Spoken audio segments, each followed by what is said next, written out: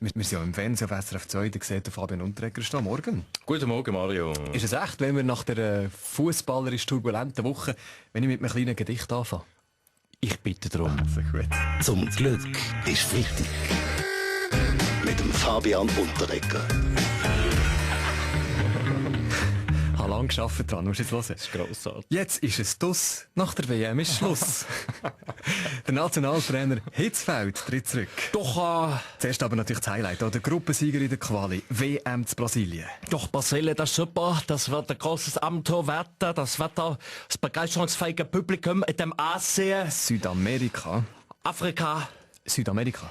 Ja gut, ich glaube, wir dürfen jetzt da nicht so streng sein. Freuen wir uns einfach auf tolles Spiel. Besser so. Nein, wir sind im Top 1. Freuen wir uns doch über das. Das heisst, wir haben grossartige Karten über Auslosung.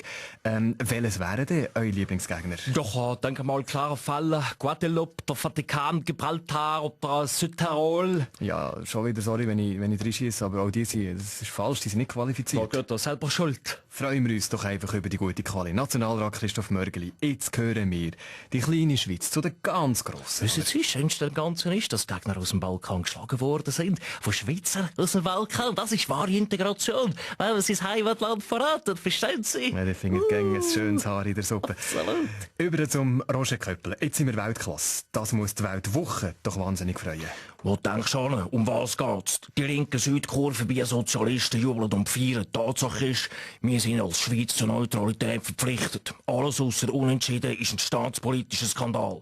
Kleines Wortspiel an dieser Stelle.